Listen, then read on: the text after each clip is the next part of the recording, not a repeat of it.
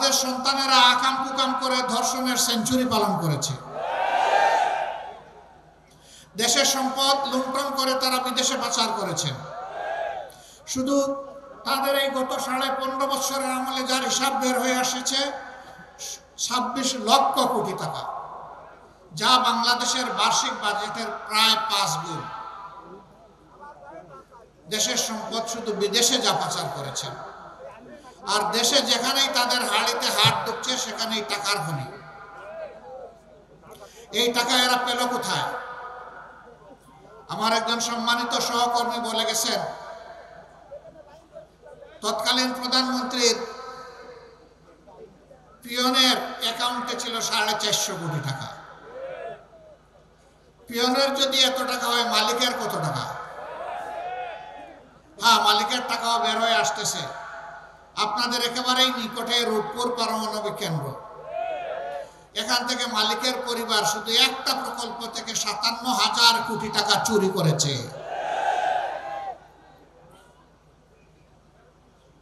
এইভাবে যেখানেই মেগা উন্নয়নের কথা বলা হয়েছে সেখানেই মেগা ডাকাতি করা হয়েছে। একটা পদ্মা ব্রিজ তৈরি করতে যে পরিমাণ টাকা খরচ হয়েছে, তাই দিয়ে কমপক্ষে 4টা পদ্মা ব্রিজ তৈরি করা যেত। তাহলে বাকি 3টা গেল কোথায়? হিসাব একেবারেই পরিষ্কার। বিদেশের টাকা দিয়ে যারা দেশের টাকা দিয়ে যারা বিদেশে বেগমপাড়া গঠন করেছেন, তারাই এই টাকা চুরি করেছে। কিন্তু চোরের মার বড় গলা। এই রক্তের আমানত রক্ষা করতে হবে, সম্মান দেখাতে হবে। তাই আমাদের সন্তানদের স্লোগান ছিল মাত্র একটা, উই ওয়ান্ট জাস্টিস। আমরা সর্বক্ষেত্রে ন্যায় বিচার চাই, আমরা বৈষম্য চাই না।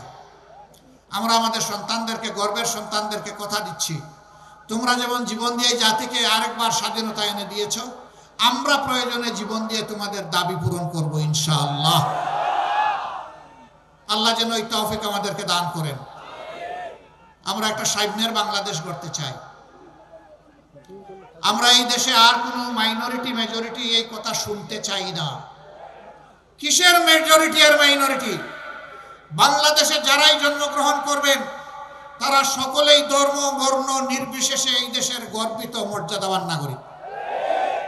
এই দেশে সকল ধর্মের মানুষ তাদের নিজ নিজ ধর্ম পালনে কোথাও বাধার সম্মুখীন হবে না। ইসলামের ধর্ম কারো উপর জোর করে চালানো যাবে না।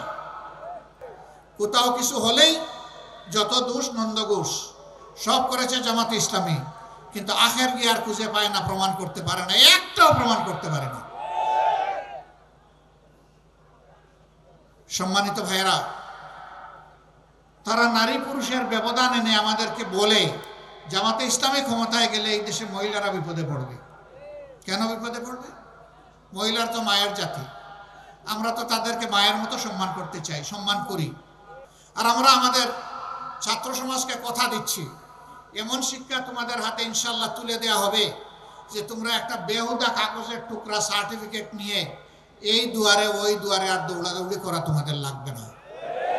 তোমাদের শিক্ষার পাঠ চুকে আসার সাথে সাথে কাগজের টুকরা আর তোমাদের ন্যায্য পাওনা, তোমাদের চাকরি বা কাজ তোমাদের হাতে উঠে যাবে ইনশাআল্লাহ।